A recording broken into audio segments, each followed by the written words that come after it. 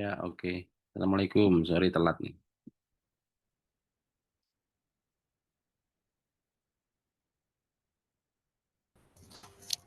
Waalaikumsalam Pak.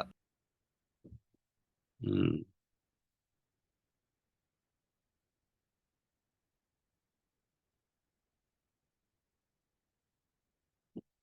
sorry ya, baru masuk. Tadi ada present juga di semester 2. Ada yang mau present? Sebentar saya tak buka.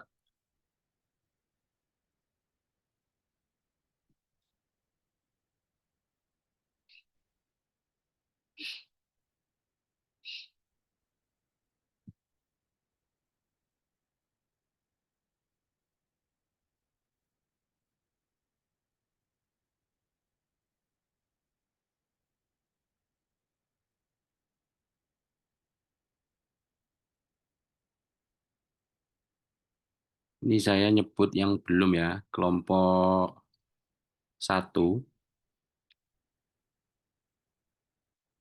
kelompok 4, kelompok 5. Terus yang kategori sendiri ada Mbak Nurul, ada Diaski Arta Putra, sama Saad Abdurrahman El Amin.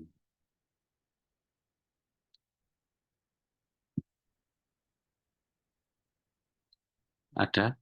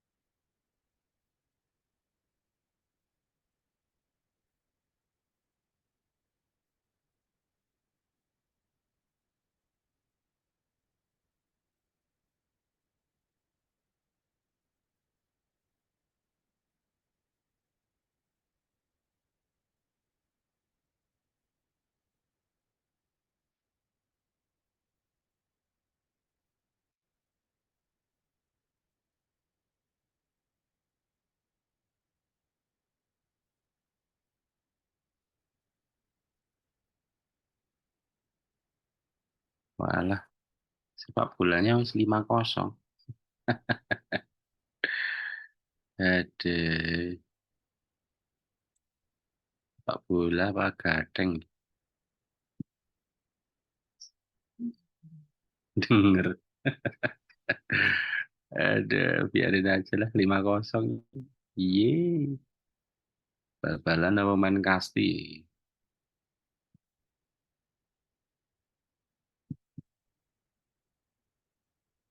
Oke,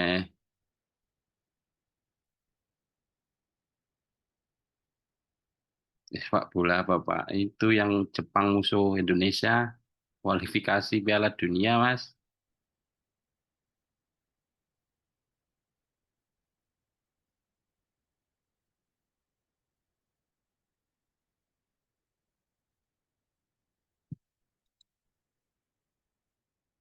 Teknopreneur ya. Coba saya ulangi.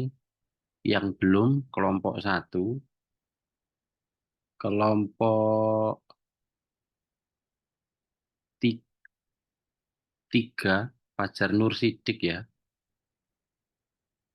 Terus itu yang sendiri ya. Terus 4, 5, kemudian yang sendiri lagi itu Nurul Susilawati.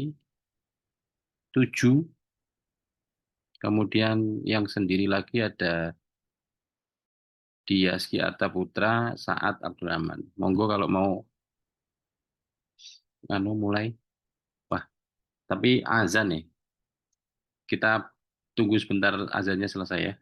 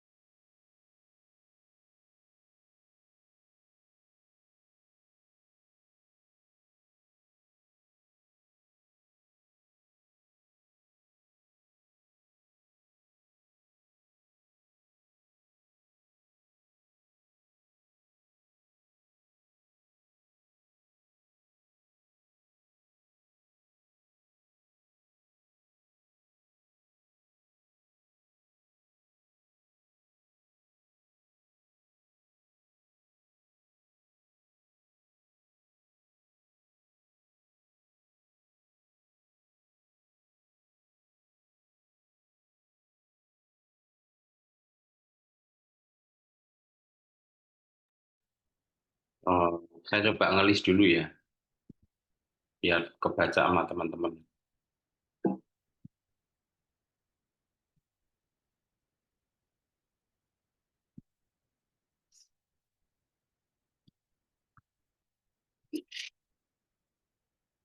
Nah, dia mau nonton itu.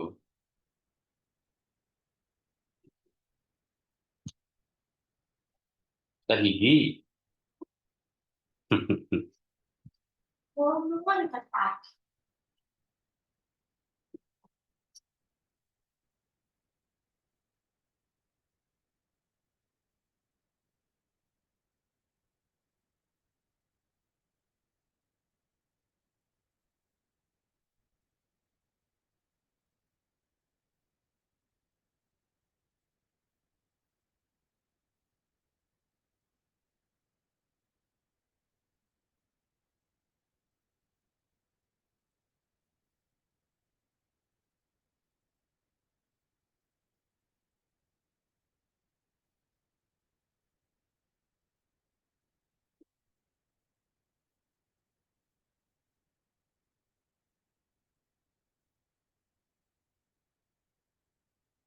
Oke. Eh, saya udah menyampaikan di grup Telegram buat teman-teman yang belum, baik yang grup maupun yang sendiri ya. Sambil nunggu, eh, saya coba menyampaikan sedikit materi dalam Teknopreneur, terlepas dari seluruh aspek yang ada di Teknopreneur, memang salah satunya mengenai manajemen SDM. Ya, nah, eh, kenapa ini menjadi penting? Ya, walaupun memang secara prinsip semua sudah terotomatisasi begitu, walaupun dengan kehadiran AI, tapi memang manajemen SDM sekarang lebih menjadi siklus yang sangat berbahaya. Kenapa berbahaya ya? Karena sekarang lebih banyak, eh, mohon maaf ya, mungkin jobless atau PHK di mana-mana karena memang AI sudah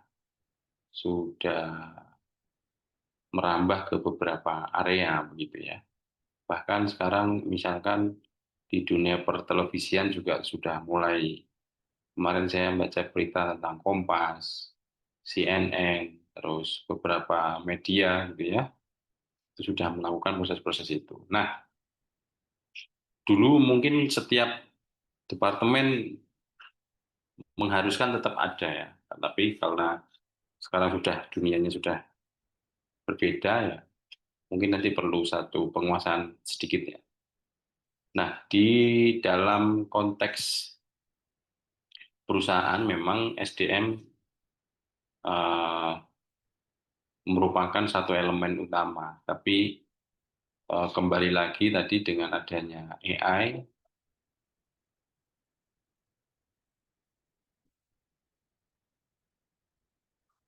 sebentar ya.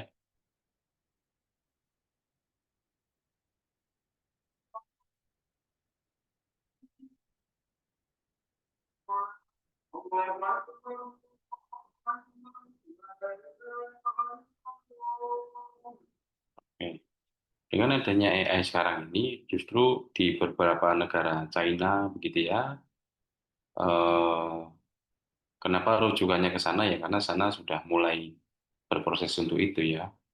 Jadi sekarang pekerja-pekerjanya sudah digantikan dengan robotik yang berbasisnya AI, kerjanya 24 jam, listriknya off, begitu ya. Maksudnya tidak perlu kelistrikan, begitu. Dengan dunia gelap pun dia tetap bisa bekerja. eh Mungkin hanya butuh maintenance, tidak perlu bayar gaji bulanan, tidak perlu naik gaji dan seterusnya. Tapi memang eh, nggak tahu siap atau enggak, itu akan nyampe lah ke kita. Nah, caranya bagaimana kita menghadapi itu? Ya, kita harus bertransformasi atau menjadi teman tentunya di AI itu untuk bagaimana kita tetap bisa produktif di era yang sekarang ini, gitu ya. Saya melihat sekarang sudah banyak ya, ada N8N ya atau N8N itu sudah bisa mulai membuat AI agent begitu, udah banyak transformasinya begitu. Nah, sekarang sudah banyak AI yang berbasisnya lokal begitu untuk melakukan reposisi terhadap beberapa pekerjaannya. Nah, di dalam prosesnya memang perencanaan tenaga kerja ini eh, saya nggak tahu apakah memang masih dibutuhkan orang-orang yang eh, konteksnya adalah engineer begitu, engineer atau mungkin orang-orang yang sifatnya yang digantikan adalah bagaimana mencari orang yang jago prompting begitu. Karena juga memang AI kalau nggak dilatih juga bodoh juga gitu. Tapi mungkin dengan adanya yang eh, berbayar atau mungkin kita mau nambah knowledge di AI kita sendiri ya, tentunya ini akan dampaknya akan luar biasa. Maka dari itu kenapa manajemen SDM itu penting ya, karena memang itu tidak akan berjalan kalau nggak ada eksekusinya dari manusia. Nah, di dalam human resource planning proses itu kan ada, mungkin kita bisa forecasting ya.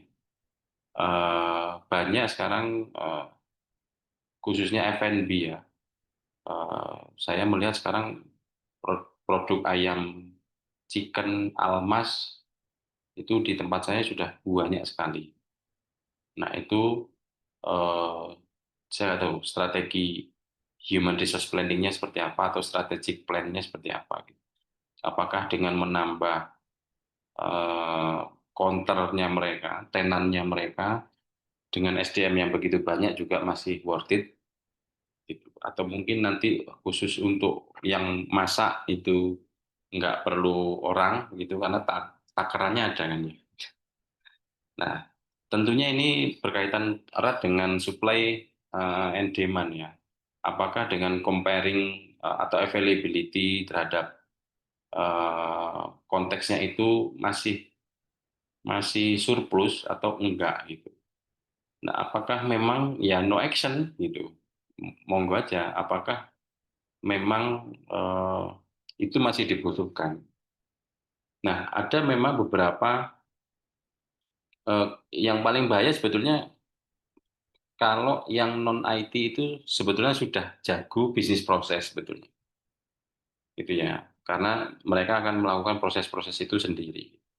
Tapi kalau mereka pun tak berdaya ya tetap beberapa proses-proses itu kita tetap masih bisa kerja lah gitu. Karena mungkin eh, proses apa ya penyederhanaannya itu masih kurang relevan lah. Nah, jadi di dalam item-item bagaimana bisa forecasting secara human resource ini sangat penting bagi kita khususnya ya. Apakah memang eh, item dalam jumlah itu tadi masih relevan atau enggak?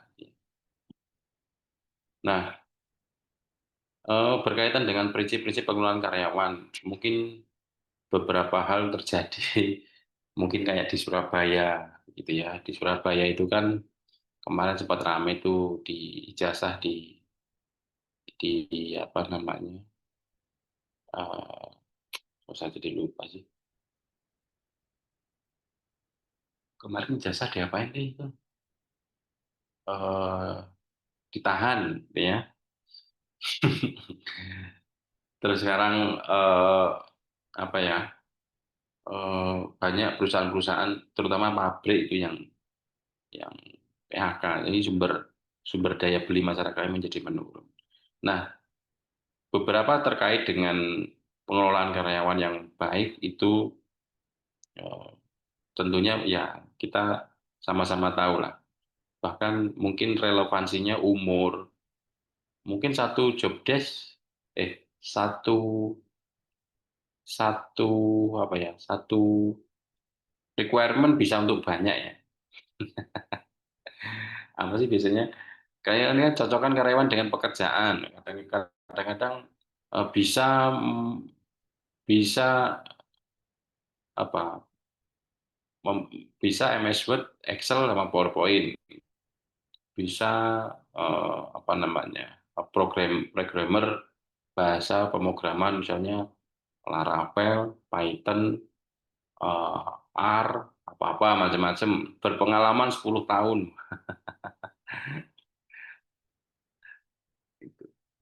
Terus fresh graduate ya susah lah, pengalaman kok fresh graduate. Nah, kadang-kadang kita mencocokkannya itu agak sulit ya. Nah, dalam mencocokkan prinsip ini berarti pekerjaannya harus dirancang untuk karyawan yang tersedia ya. Karyawan juga didorong untuk menerima pekerjaan yang dapat memenuhi kebutuhan individunya. Kemudian yang berikutnya adalah definisikan tanggung jawab karyawan secara jelas. Ini buat teman-teman nih, kadang-kadang jelas nggak nih? Sudah merasakan belum? Ketidakjelasan itu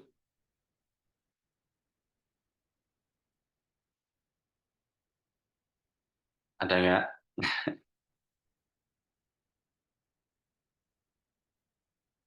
Mana ini? Ada Manda nggak? Ada Manda. Iya, Pak.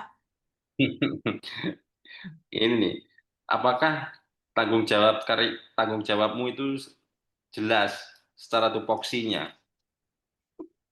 Tidak, Pak.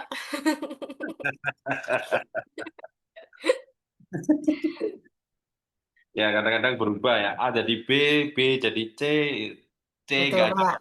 D gitu ya. Ya itulah. Ya kondisinya seperti itu. Nah, ini yang kadang-kadang juga belum relevan dengan kondisi yang ada. Kemudian tetapkan standar prestasi. Nah, ini mungkin teman-teman bisa mengusulkan ke HRD-nya. Kemudian komunikasi dan keterlibatan karyawan, mengadakan pendidikan dan latihan penghargaan atas prestasi kerja.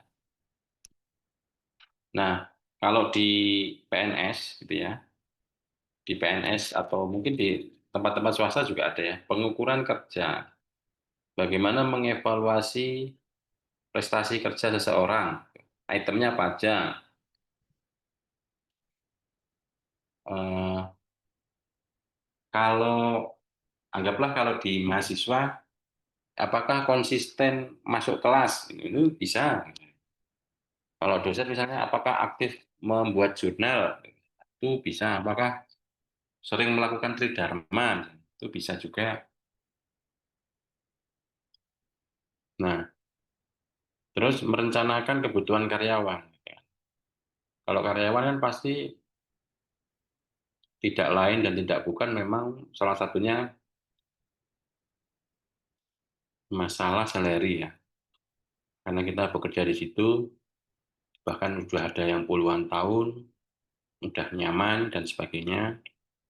Nah, ini kebutuhan karyawan tentunya banyak ya. Nah, tentang sekolah anaknya, bagaimana pengabdian yang sudah lebih dari 15 tahun misalnya, dan seterusnya, dan seterusnya.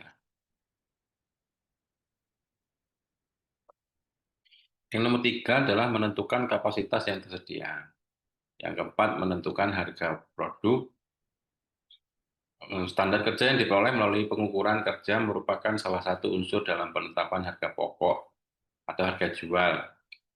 Ya, keberhasilan penetapan harga pokok tersebut menentukan hidup perusahaan. Misalnya, eh, mau beli parfum, misalkan harga produknya 50.000 dapat 4, nah, berarti kuantitinya harus terjual banyak, itu kira-kira gitu. Atau lebih baik saya jual eh, harga 5 juta satu botol, tapi sebulan belum tentu laku, nah akhirnya nggak gajian. Macam-macam lah triknya ya. Kemudian membandingkan metode kerja, menentukan upah, insentif, dan mempermudah penjadwalan. Nah, ini beberapa eh,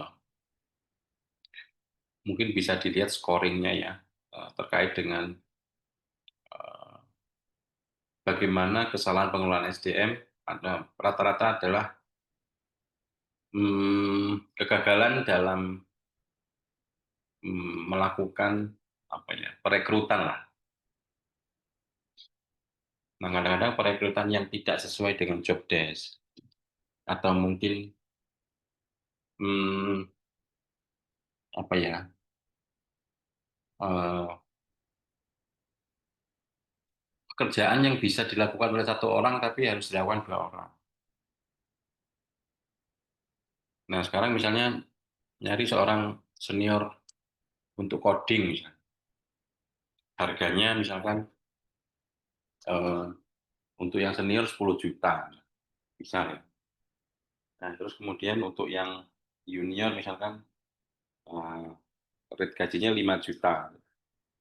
Si perusahaan lebih penting nyari dua orang. Tapi sebetulnya secara waktu nggak pas gitu.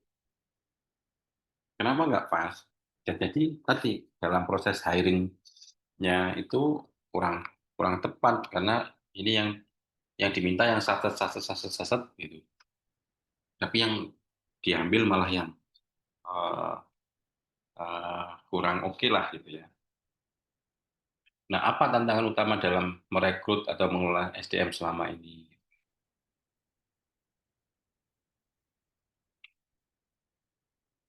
Nah, ada nggak yang di antara nomor satu sampai nomor tujuh nih?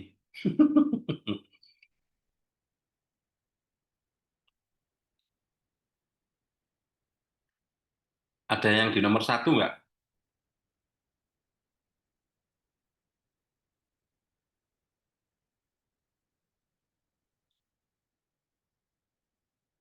Nomor satu ini berani mengambil resiko. Resiko itu tidak hanya masalah uang ya, di waktu, tenaga, pikiran, macam-macam.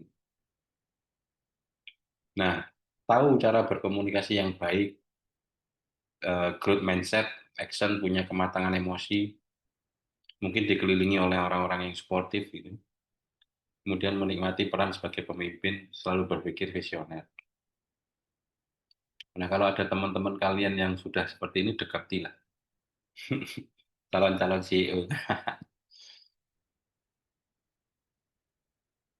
Oke, seberapa penting sekiranya tim gitu ya?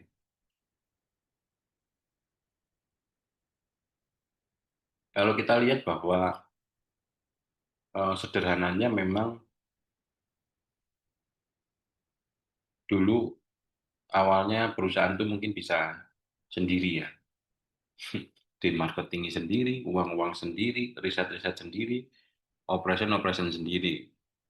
Tapi mungkin dengan berkembangnya jadi akan terpisah-pisah gitu ya. Nah, mungkin suatu saat akan berpikir, dulu orangnya sedikit bisa kok, sekarang orangnya banyak jadi nggak bisa ya. Apakah birokrasi ini sudah terlalu gemuk, ataukah memang SDM-nya yang nggak peduli, ataukah hambatannya ada di mana? Itu sebetulnya HRD itu tugasnya berat, harusnya ya.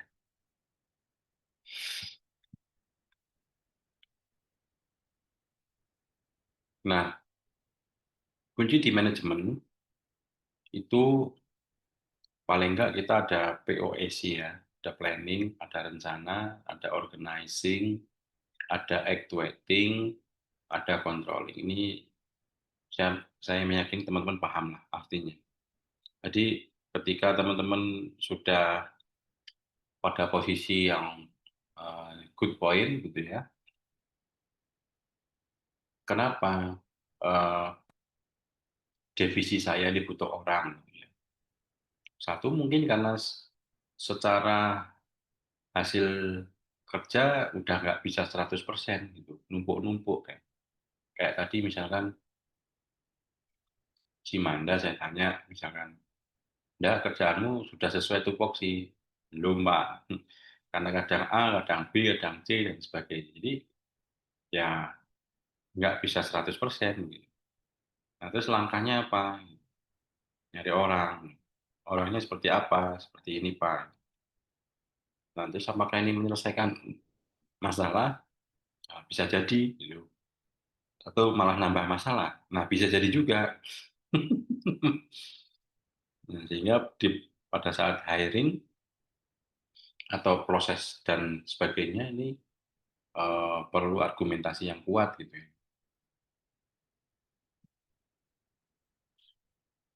Nah, tadi disampaikan di POSI bahwa merencanakan SDM yang bagus, mengelolanya, eh, kita harus bisa agile ya terkait dengan proses manajemen. Kemudian tentunya ada punish and reward begitu dan penyiapan next leader-nya.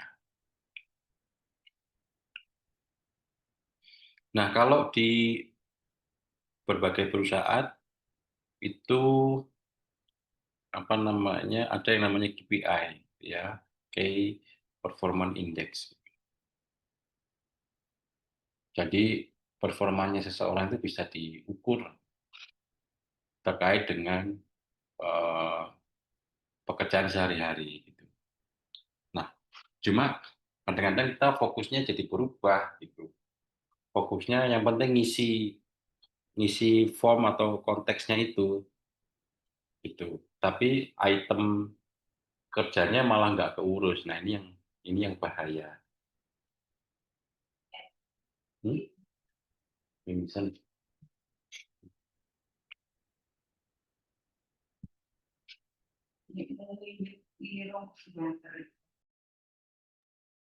Oke, mungkin itu materi singkat mengenai manajemen SDM. Mungkin ada yang mau presentasi yang tadi saya sebutkan di grup Telegram.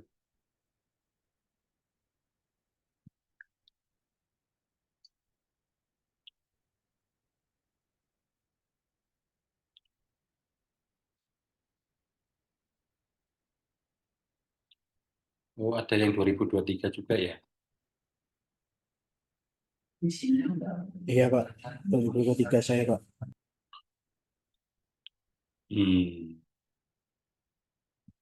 2021 linknya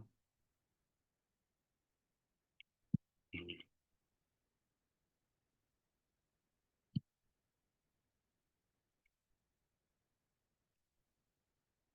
saya tak coba forward ya. Siapa tahu ada.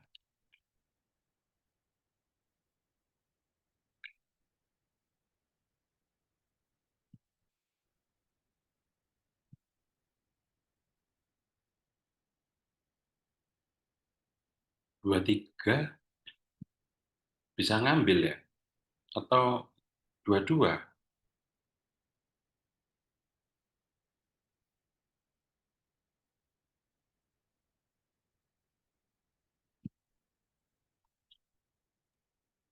Ngambil apa Pak maksudnya? Hmm? Ngambil apa maksudnya? Teknopreneur ini? Saya masuk langsung semester 5 sih Pak. Oh,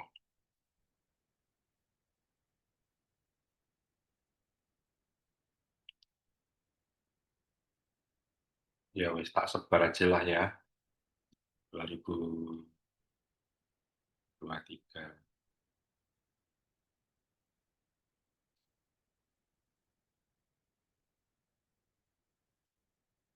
Yang namanya saya sebutkan.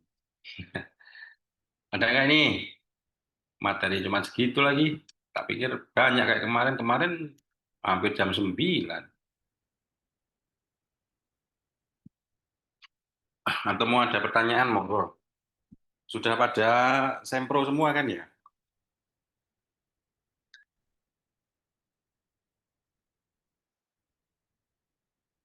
Aman kan sempronya? Saya belum, Pak. Nah, ini ada Mbak Nurul. Nurul. Mbak Nurul,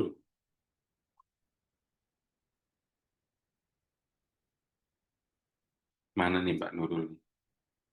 Iya, Pak.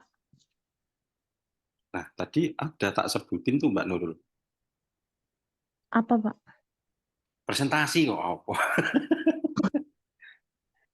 Minggu depan masih bisa nggak, Pak? Masih.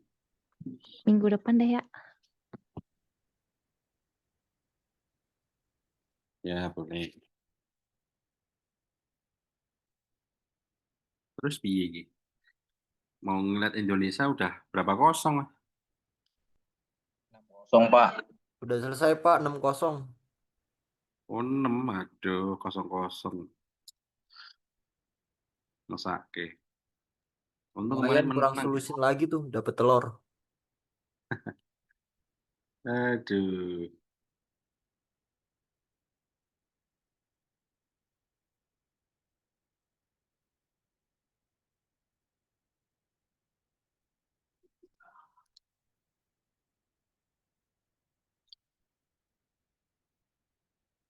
Mbak Nurul terus nggak ada ini terus yang single-single nih Fajar Nur Sidik, Jiyaki sama Saat nggak ada ya? Nggak ada. Yang kelompok 1 katanya minggu depan. Mbak Nurul minggu depan.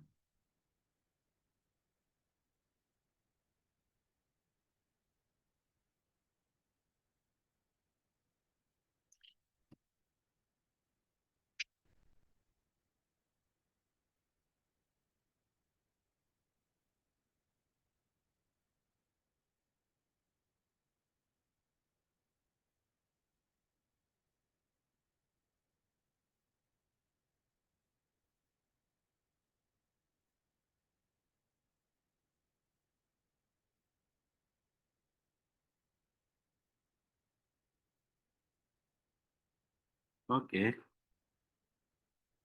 karena aku nggak nggak menyiapkan materi yang panjang, nggak ada pertanyaan, nggak ada yang presentasi. Gimana nih? Kita cukupkan dulu aja ya. Kasihan tuh besok Mbak Manda jam 8 pagi ujian tuh. Udah siap Manda? Iya, Pak. Pengujinya Profono lagi ya. Iya, Pak.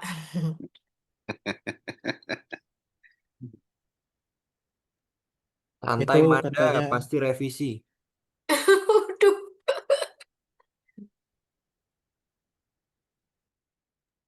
itu katanya kelompok 1 masih di perjalanan Pak di chat.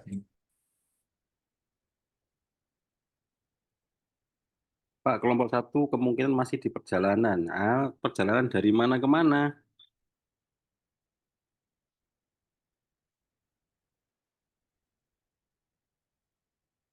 Kalau dari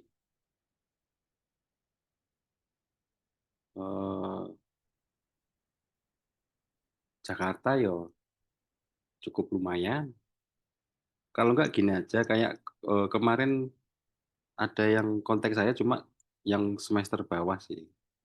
Eh, Kalau ada yang mau present di luar waktu jam Teknopreneur, silakan hubungi saya janjian. Itu hari dan jamnya. Enak loh, nggak harus di jam ini sebetulnya. Karena ini saya perlu banget untuk nilai UAS. Justru ini mempermudah loh. Nek wis rampung, wis ya wis. Romi mana Romi? Si Romi kemana di? Member saya pada nggak masuk Pak kayaknya. Ya, Iqbal dan lain-lain. Oh, tolong diingetin kalau nggak cari hari lain. Weekend juga oke lah.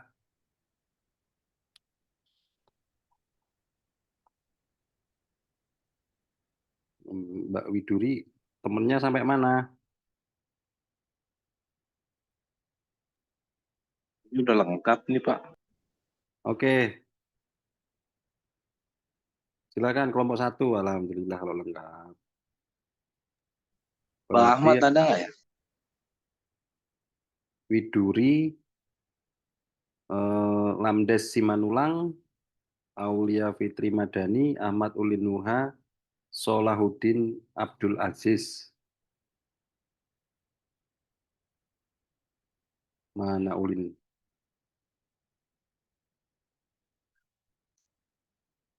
Widuri ada, Lamdes ada, Aulia ada, Solahuddin Abdul Aziz. Ini Mas Ulin ada nih. Cuma mute ya. Coba senggol.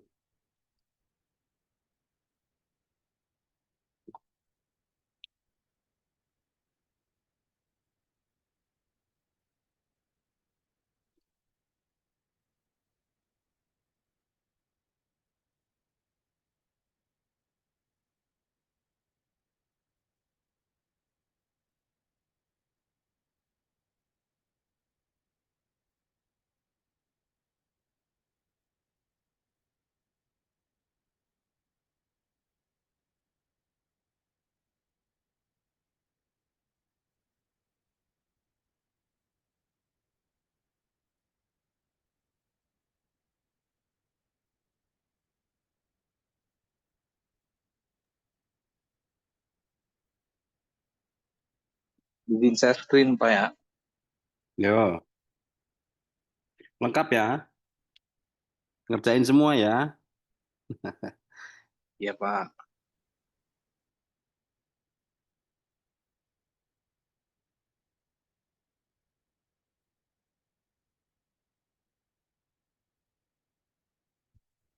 Kok saya belum ngelihat Solahuddin Abdul Aziz ya. Ada nggak? Kita berempat doang sih Pak. Loh, lah si Solahuddin ini siapa? Nah itu dia di grup WA juga cuman berempat ini. Oh ya, wes tak tandai. Oke, tak kira Solahuddin yang Tebu Ireng itu kan ya. Reko Loka. Gas, yuk.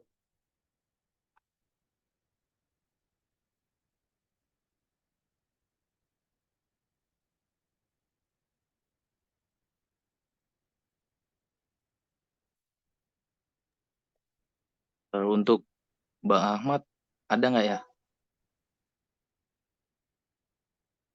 Mungkin bagiannya yang mau nyenggol loh.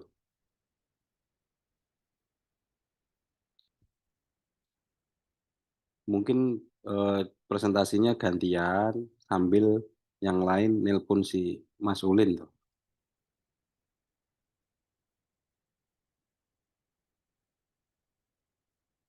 Mana si Ulin?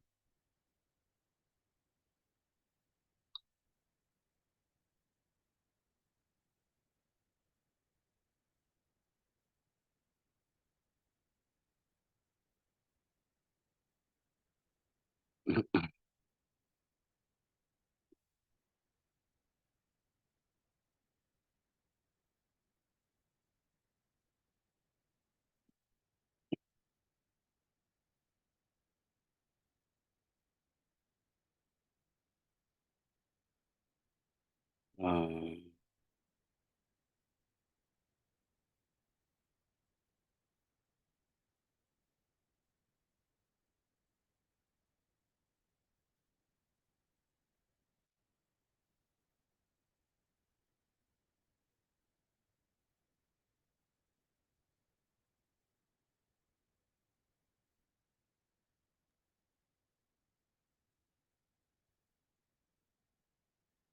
Oke, ya udah.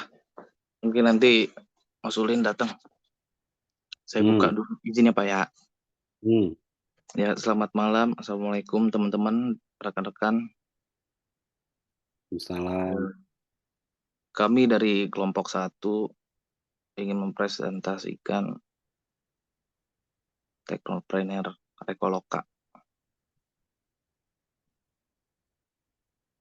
Mungkin boleh di next, Mbak. Nah, apa itu Rekoloka? Rekoloka adalah platform digital yang menghubungkan masyarakat dengan pengepul dan pendaur ulang untuk menciptakan sistem pengelolaan sampah yang efisien, transparan, dan berkelanjutan melalui layanan penjemputan sampah terjadwal dan marketplace produk daur ulang. Rekoloka menjadi solusi atas masalah limbah sekaligus mendorong gaya hidup ramah lingkungan di Indonesia. Oke, next.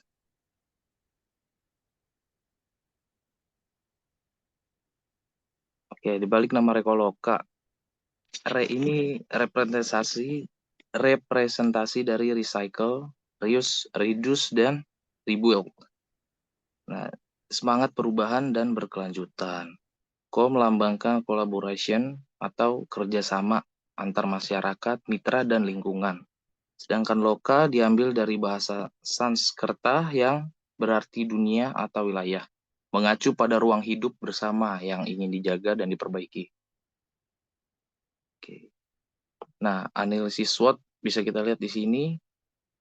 Strengths, konsep unik dan solutif terhadap isu nyata, dukungan, trend green, lifestyle, dan sustainability. Nah, multi-segment user. Ini meliputi user pengepul dan pendaur ulang. Potensi ekspansi ke berbagai sektor lingkungan.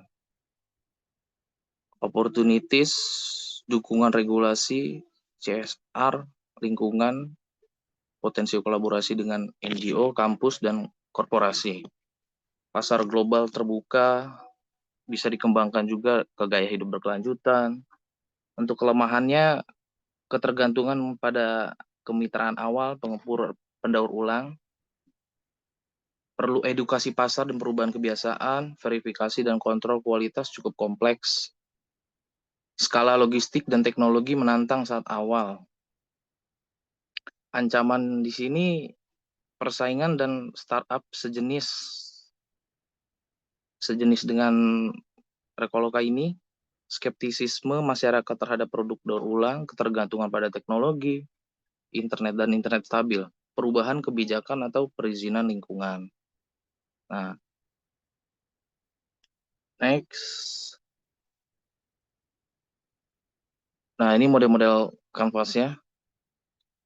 Bisa kita lihat di sini, key partners, pengepul daur ulang, lokal, pemerintah daerah, brand, CSR, komunitas lingkungan, key activities, key resource, value proposition, customer relationship, channel, customer segment, cost structure, revenue streams.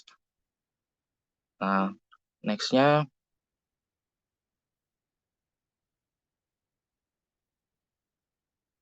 market research.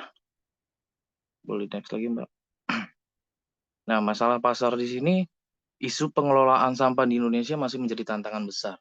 Berdasarkan data Kementerian Lingkungan Hidup dan Kehutanan, per Juli 2024, total timbunan sampah nasional mencapai 31,9 juta ton, di mana 35,7% atau sekitar 11,4 juta ton belum terkelola dengan baik.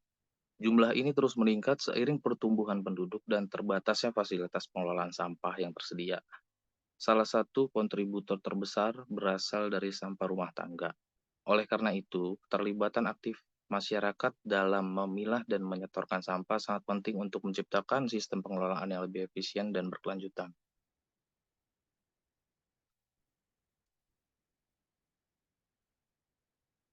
Peluang besar, kesadaran masyarakat, khususnya generasi muda, beban terhadap isu lingkungan semakin meningkat seiring tren gaya hidup berkelanjutan.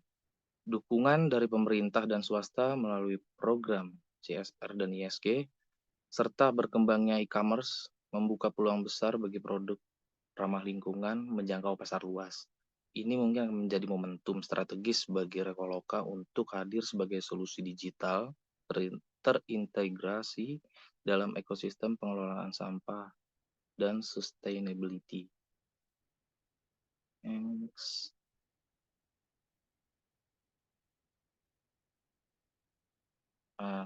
Customer segmentation, early adopters, Target awal untuk validasi ide, membangun basis pengguna dan sistem operasional. Nah, di sini kita lihat segmen individu rumah tangga. Alasan masuk early adopt ini mudah dijangkau secara digital, memiliki kesadaran awal terhadap isu lingkungan. Pengepul sampah mitra, alasannya elemen operasional inti mudah dijaring melalui kerjasama lokal atau komunitas. Pendaur ulang aktif UMKM sudah punya produk, hanya butuh platform jualan dan exposure lebih besar. Next. Mass market sasaran saat platform sudah stabil, mulai scale user base dan revenue. RT RW dan komunitas lingkungan bisa mengorganisir pengguna dalam jumlah besar secara kolektif. Nah, di kampus dan sekolah, institusi pendidikan yang lain yang memiliki program lingkungan dan mahasiswa aktif ya, mungkin dapat melakukan penjemputan sampah, kampanye daur ulang, kolaborasi kegiatan, dan lain-lain. Konsumen, produk ramah lingkungan, target pasar, marketplace. Next. Long term grow market. Target jangka panjang. Perusahaan dan kantor. Perusahaan kantor ini butuh sistem lebih solid untuk akuisisi, corporate, dan integrasi pelaporan. Mitra produksi skala besar. Daur industri untuk ekspansi logistik dan nilai supply chain daur ulang. Pemerintah daerah atau dinas lingkungan jika ingin integrasi sistem lebih luas dan mendukung program nasional. Nah, ini bisa.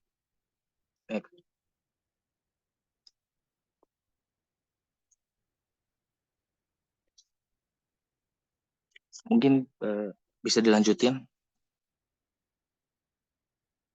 dengan teman yang lain. Mbaknya. Baik, Nah, baik. Selanjutnya customer insight. Yang pertama ada dari platform Octopus. Fokus utama dari platform Octopus ini pengelolaan berbagai jenis sampah rumah tangga hingga elektronik. Layanan utamanya penjemputan sampah dan drop-off point, edukasi dan mitra bisnis. Target penggunanya masyarakat umum, pengepul atau pelestari, bisnis, komunitas lingkungan. Jenis insentifnya, poin ditukar dengan voucher makan, pulsa, atau diskon. Kelebihannya multiperan, pengguna pelestari mitra, edukasi dukungan korporat kuat.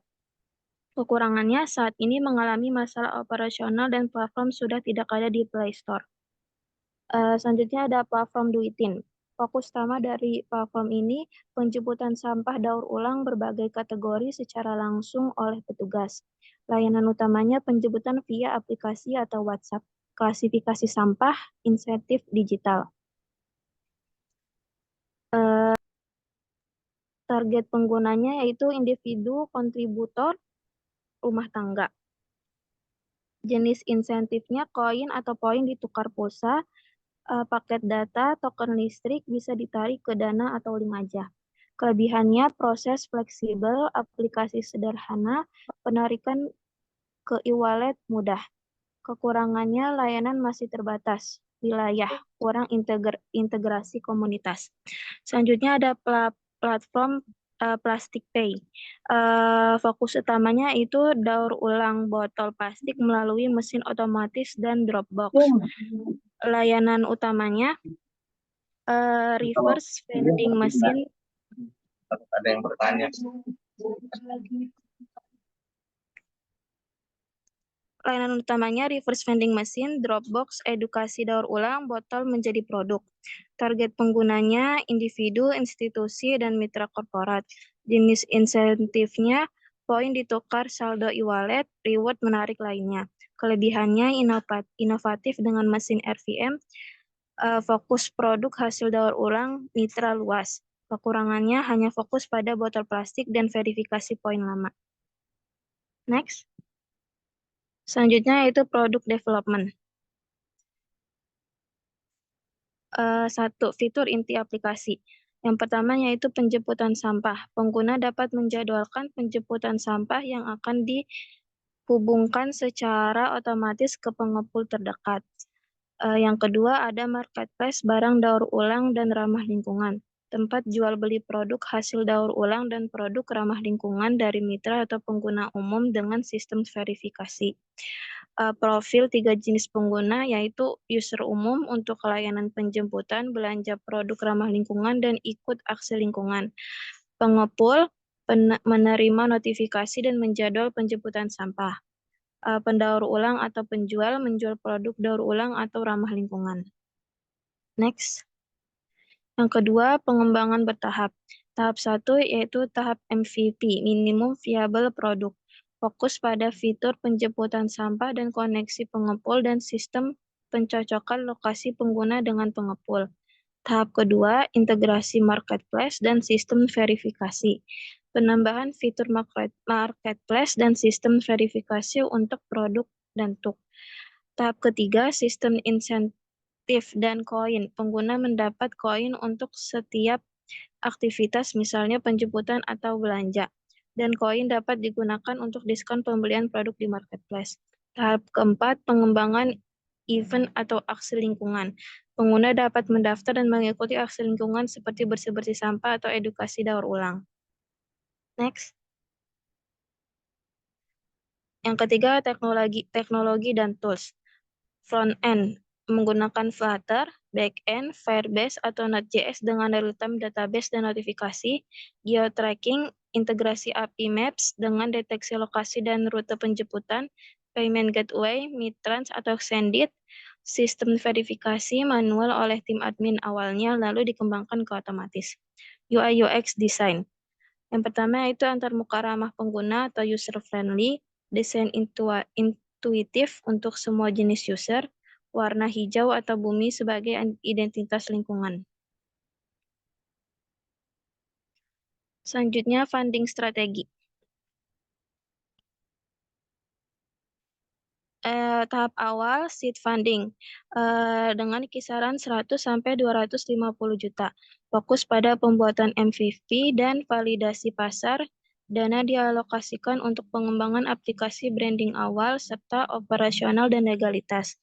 Tahap pertumbuhan, series A, sekitar 500 sampai 800 juta, pengembangan fitur lanjutan, memperluas pasar, dan membangun kolaborasi strategis. Dana digunakan untuk pengembangan fitur, pemasaran lanjutan, dan perluasan tim operasional. Selanjutnya yaitu tahap skala besar, series B, sekitar 1 sampai 5 miliar, ekspansi layanan secara nasional, pembangunan sistem logistik internal, serta peningkatan teknologi dan brand awareness lewat kampanye besar dan integrasi AI. Next. Selanjutnya akan dibacakan oleh Mbak Widuri. Baik, lanjutan dari Mbak Aulia ada scaling, ada ekspansi wilayah dan pasar di mana perluasan layanan ke kota besar dan kawasan industri. Poin kedua ada kemitraan dengan Pemda, perusahaan, dan komunitas lingkungan. Yang ketiga ada pembukaan kantor, cabang, dan hubungan logistik di wilayah strategis. Selanjutnya ada diversifikasi dan inovasi layanan. Layanan langganan penjemputan sampah, marketplace, produk ramah lingkungan, dan hasil daur ulang. Yang ketiga ada fitur CSR, tracking untuk kolaborasi sosial perusahaan. Ada pendirian infrastruktur internal, di mana ada unit pengepul milik Rekoloka ditempatkan di titik padat aktivitas, pembangunan pabrik daur ulang mini, armada logistik dari internal untuk efisiensi pengangkutan. Di sini juga ada optimalisasi teknologinya, ada integrasi AI dan ML untuk manajemen data dan prediksi rute, ada dashboard analitik bagi pengguna dan mitra, ada API untuk integrasi dengan sistem eksternal, dan dan ada penguatan brand dan komunitas, di mana kampanye nasional gaya hidup yang berkelanjutan, kolaborasi dengan influencer, komunitas, dan institusi pendidikan. Yang terakhir ada program loyalitas berbasis kontribusi lingkungan.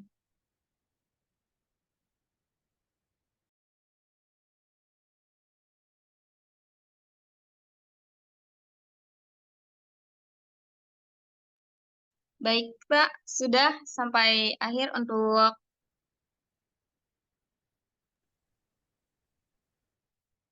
Oke. Buat teman-teman ada pertanyaan? Ini aplikasinya cukup menarik dan menantang ya. Karena aplikasi model-model apa ini daur ulang ya. Ini kan sudah cukup banyak, tapi memang ada yang pemakai, ada yang nggak make begitu ya. Karena apa ya? Sebetulnya kalau bank sampah yang ada di daerah-daerah atau mungkin di desa-desa itu sebetulnya kalau digerakkan semua harusnya jalan sih gitu. Cuma kayaknya hanya tempat-tempat tertentu gitu.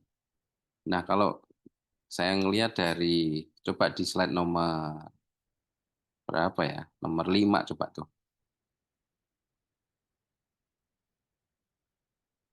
Nah, ini terkait dengan mana tadi?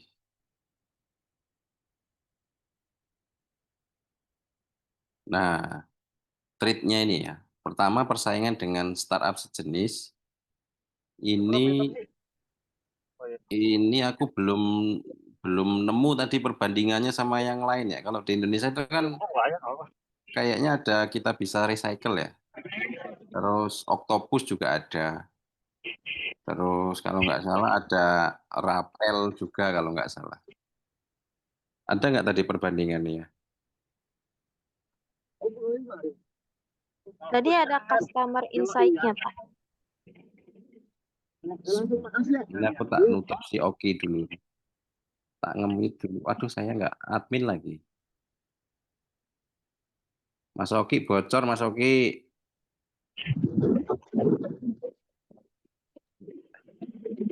Mana tadi customer insight-nya mana?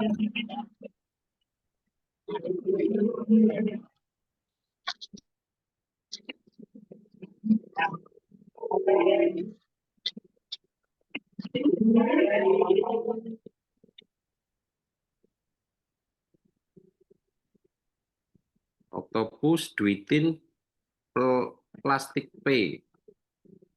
Oke. Terus yang punyamu sendiri di mana posisinya?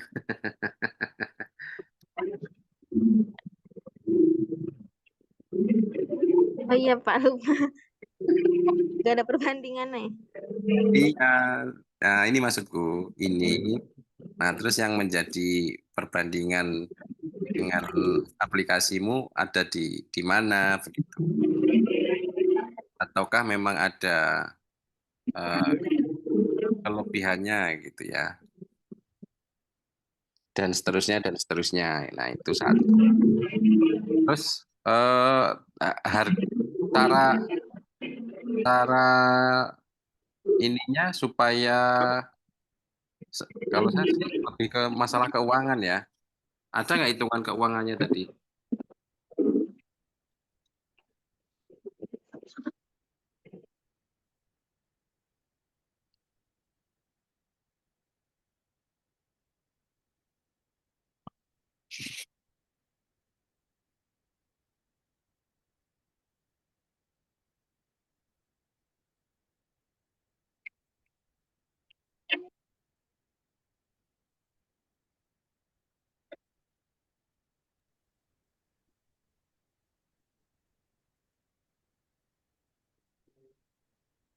Bukan di prosesnya. Setelah ini kan tahap awal fundingnya, terus hasil dari ini apa? apakah hanya membuat tok gitu. Supaya bisa BEP gimana caranya nih? Supaya modal saya balik nih. Misalnya saya mau ngasih 1,5 miliar nih gitu. Caramu menjual bi si aplikasi ini.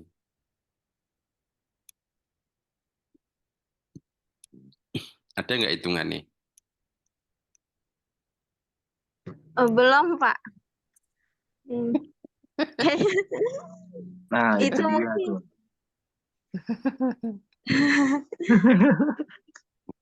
belum sampai situ sih.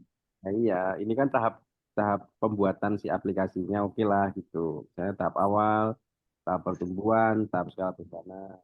Kalau orang mau ikut invest di sini, terus tadi sebetulnya kenapa di perbandingan perusahaan tadi juga diperlukan supaya oke lah tadi lupa atau saya tertarik.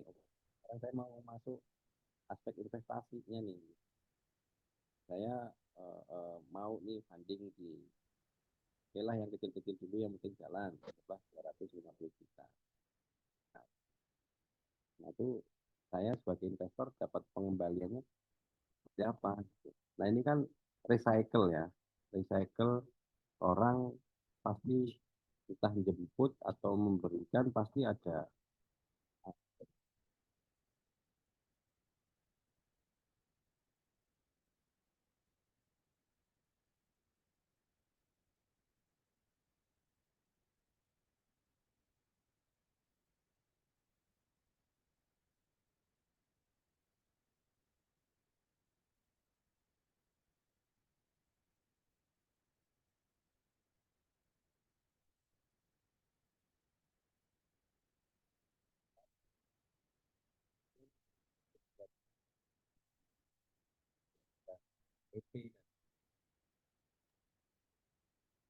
Suaranya hilang, Pak.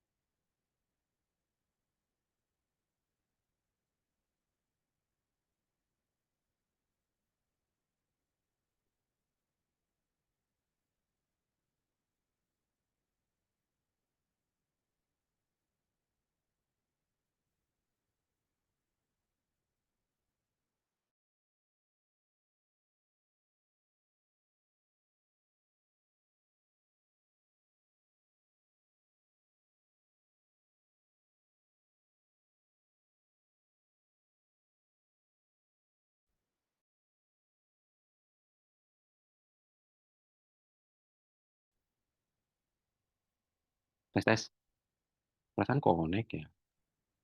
Kok Pak, bisa jadi udah. hilang? Tes tes.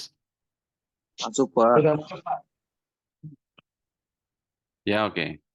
Nah maksudku eh ini kan recycle ya. Nah, pada saat proses membeli barang dari customer atau ngambil itu kan ada hitungan per kilonya. Terus dari situ mau dijadiin apa? Misalnya anggaplah sendal atau penjepit jemuran atau hanger atau macam-macam. Atau misalnya mau dijual lagi ke pabrik yang lebih besar, ngambil selisih gitu. Nah dari situ mungkin ketemu HPP-nya tuh. Gitu. Jadi bisa jawab, Pak nanti akan saya kembalikan 3 tahun ya. Gitu. Karena tadi sih saya belum lihat, tapi oke lah. Yang lain mungkin ada pertanyaan? Masukan saya itu aja. Ya, makasih, Pak. Iya, Pak.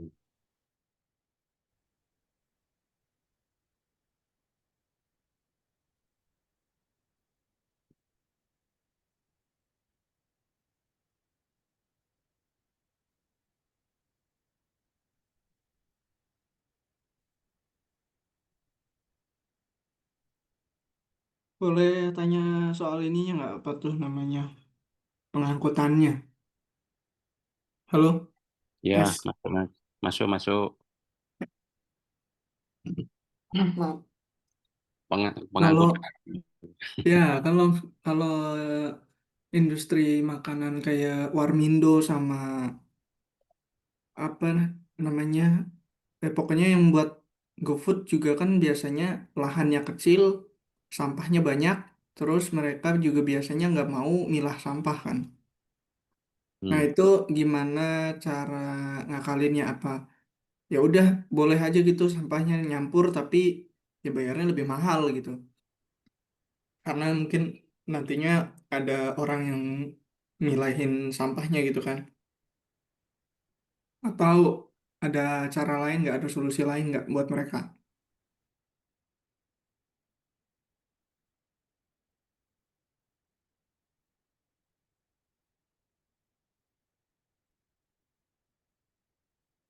Monggo dijawab. Ini pengambilan sampah di Warmindo tadi itu.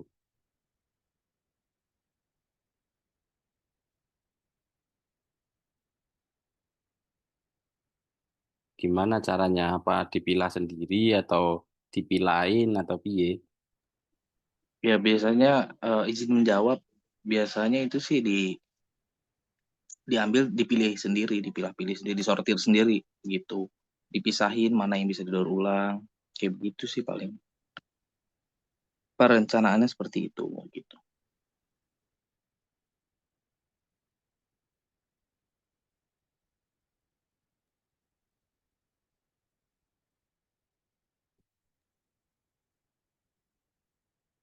Jadi kalau ini ya mohon apa mohon izin melanjutkan ya.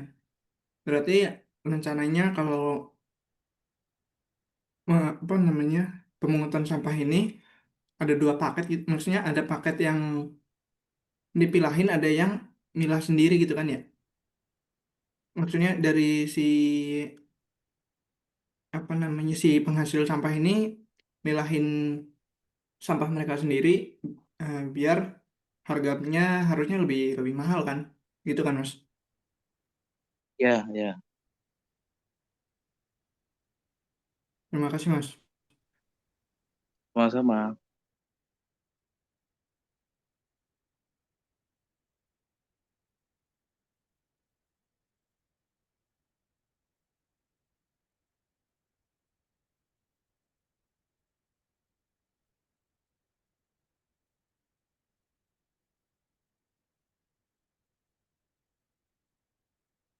Oke. Yang lain?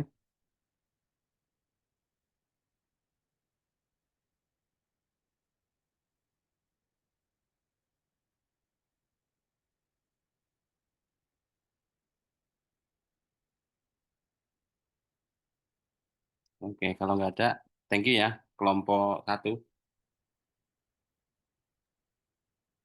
Terima kasih kembali, Pak. Ya,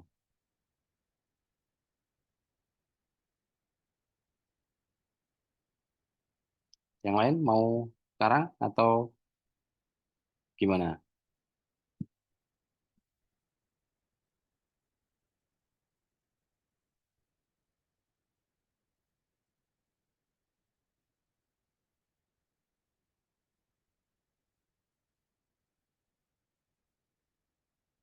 Oke, karena nggak ada, mungkin kita cukupkan ya.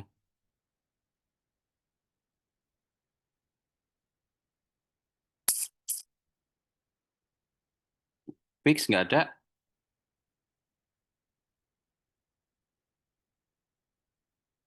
Oke, kalau nggak ada, terima kasih buat malam ini. Sampaikan ke yang belum-belum ya, gitu. Buat yang skripsian, semoga lancar semuanya. Thank you. Besok tak bikin materi lebih banyak. Persiapannya kurang, tak pikir kayak kemarin. Ya wis ya, Assalamualaikum warahmatullahi wabarakatuh. Waalaikumsalam. Waalaikumsalam. Makasih ya, Pak. Oke, sami-sami.